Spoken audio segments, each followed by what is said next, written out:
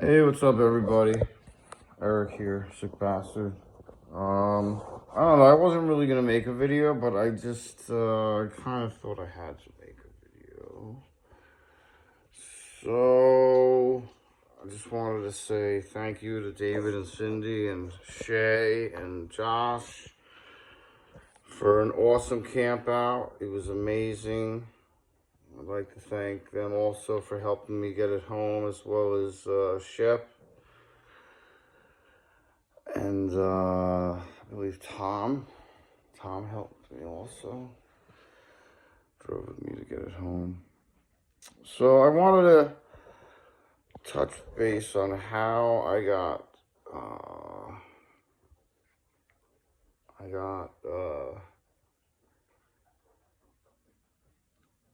to know about Forgotten Angels, which was pretty much through Josh. I've been following Josh's YouTube probably since YouTube started. I don't know, like 2010, 2011 or something like that. It was a long time. My hat's all fucked up. I hope they let me curse in these videos. I don't think they're gonna. We'll see what happens.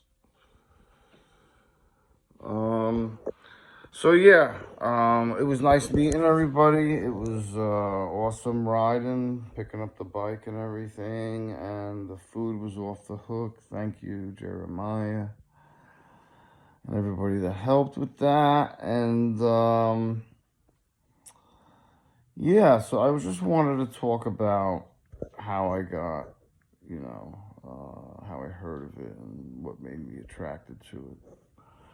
So that happens to do a lot with me, I guess. So when I was in high school, before cell phones or the internet or anything, there was beepers. We had beepers. And we went to the payphone and called that phone number and got in touch with whoever.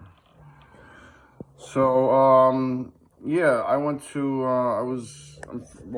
I'm from New Jersey. I'm from Washington Township, New Jersey, which is nestled in between Paramus and Ridgewood and Hillsdale and Westwood. So I'm kind of tucked in there underneath all that. I was born and raised there, grew up there till I moved out of there in 2020 after my parents passed.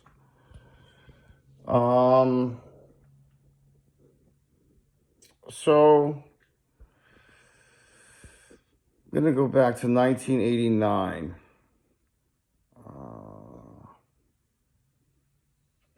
1989, I was like a junior or senior in high school. And there was a lot going on. I had a car, had a 62 Oldsmobile Cutlass F85, or 63, I think it was 62. Had an aluminum 215 cubic inch aluminum V8.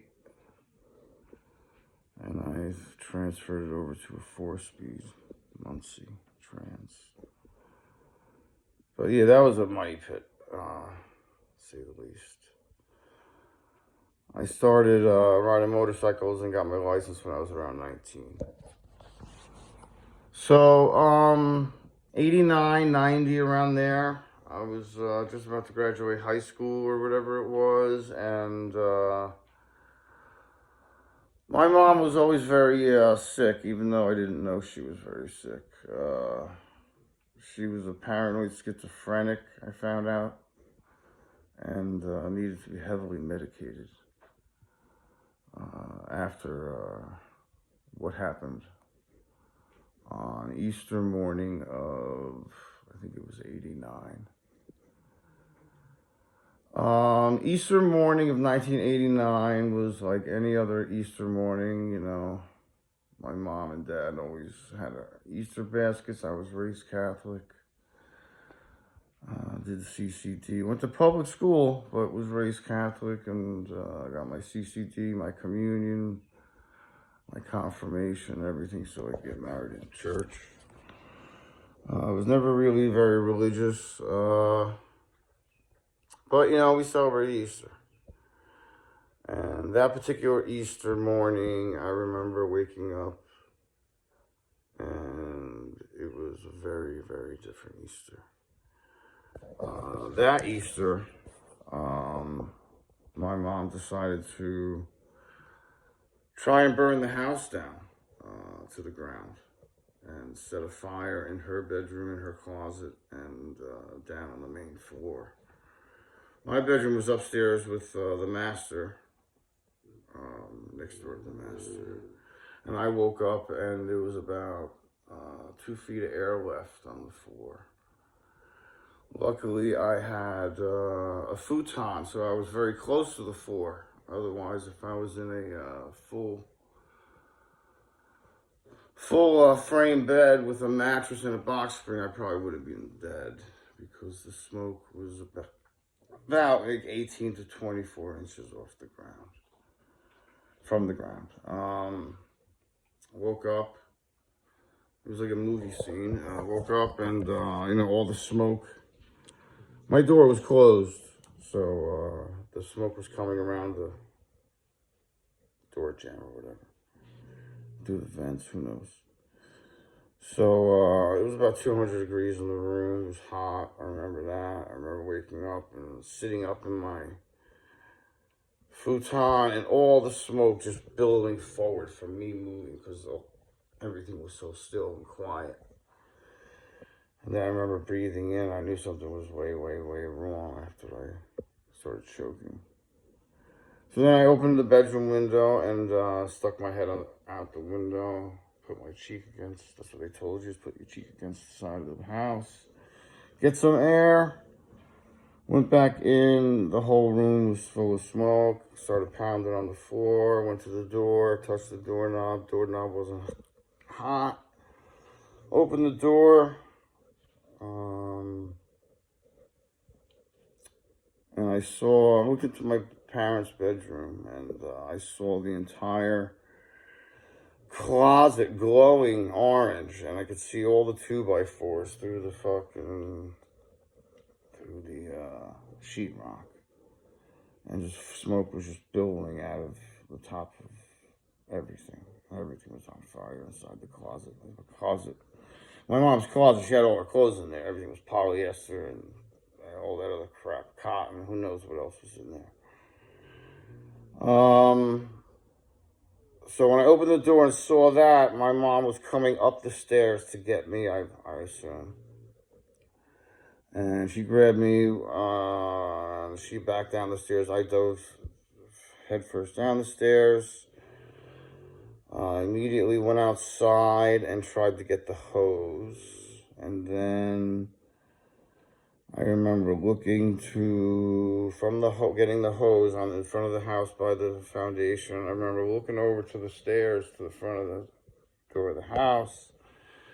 I saw my dad coming out of the front door with skin hanging off his face. Because later I found out that my dad was in the sewing room on the main floor, opening the window and throwing the shutters and drapes that were on fire out the window. And what happens when you open the window? All the oxygen comes in and it lit up in my dad's face and burnt him. He had second and third degree burns on his face. And it went from trying to put the fire out to helping my dad come down the front steps and put cold water on his face. And by that time, the cops had arrived, and everybody was out of the house, and really didn't know what happened. I didn't know at the time what happened. I thought that it was just like an electrical fire or something. So,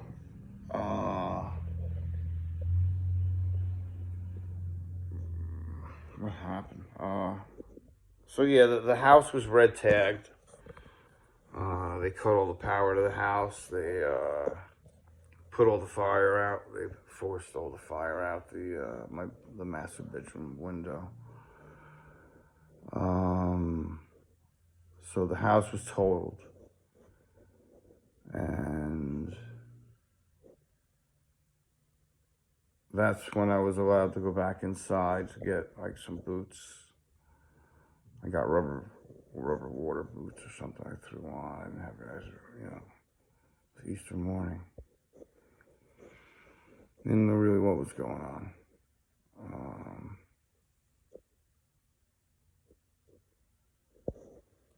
My dad went to the hospital.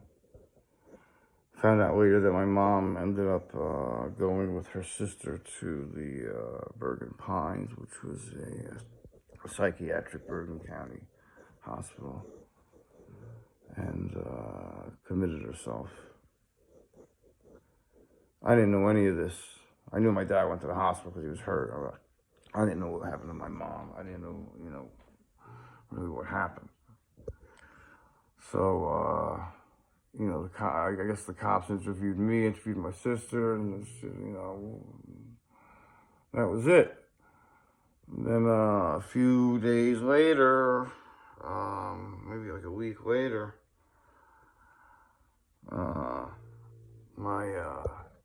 the detective in town called me up to the police department and sat me down and actually basically had to explain everything that happened, which I wasn't aware of. She said, we believe your mom started the fire and lit her closet on fire, and then went downstairs and lit that fire as well. So I was pissed, I was pissed because I thought my mom tried to kill us. So, that was before internet, before cell phones, before any of that stuff. I had a hard time in school. I had some learning disabilities, was dyslexic. I didn't get diagnosed until 6th grade. They usually diagnose you in kindergarten. My mom always fought for me with the school and wanted me to get tested, and she finally had to have me privately tested, and that's how they found out that I was,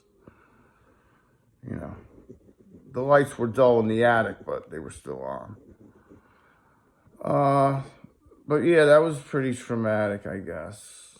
I remember getting high in the basement with a couple of my friends.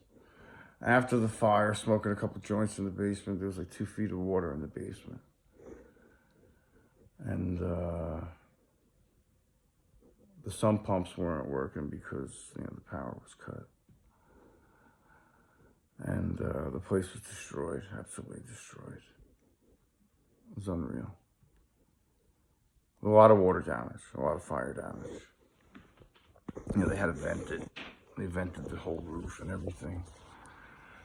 And I think the kitchen ceiling collapsed. Shut up. And hey, enough.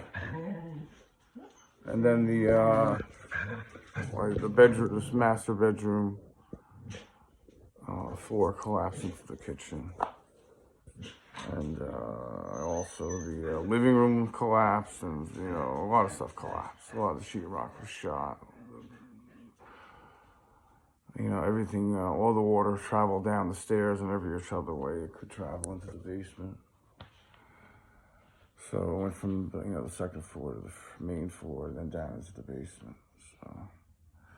So that my point of the telling you guys this is just to let you know a little bit about me, and pretty much I feel like that's what brought me to Forgotten Angels, because there was no one to help me when that happened to me.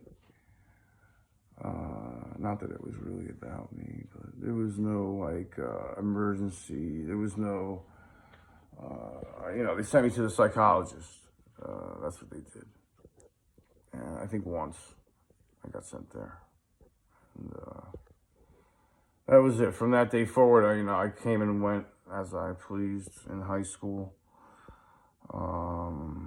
I cut pretty much every class that I wanted to and went to the ones that I liked, didn't go to the ones that I liked, and pretty much got pushed through high school. And they figured it was easy to get me graduated, which it was. It was easy to get me graduated if I graduated. So, the fact that Forgotten Angels helps all these kids, which, I have no business complaining about my problems when I hear about the stories that these kids have. So that's why I was so happy when Josh started supporting and Shay Lisi started supporting Forgotten Angels. I learned a little more about it. I learned about David and Cindy and how amazing they are and how much they do for these kids and help these kids' future. And all the stuff that I needed that I didn't get. So that made me want to, you know, as little money as I make on government assistance, I tried, and Social Security disability, I try to buy as many raffle tickets as I can without breaking the bank. As many t-shirts as I can from Support the Channels and stuff, and doing stuff like that. I just wanted to make sure that everyone knows how happy I was to meet them at the camp out, and how happy I was to see everybody, and how much of an awesome time I had, and what a great charity it is. And you should go there to the website, Forgotten Angels, and donate. So thanks for listening, and as you can understand, Easter isn't my most favorite holiday. And then April 3rd, I lost my dad, so that's in a couple of days. I lost my dad in 2020. So that was that. I gotta go. The UPS guy's coming, and the dog's gonna freak out any second. So, yeah, thanks for listening, and thanks for supporting the channel, I guess, and I'll talk to you soon. I hope.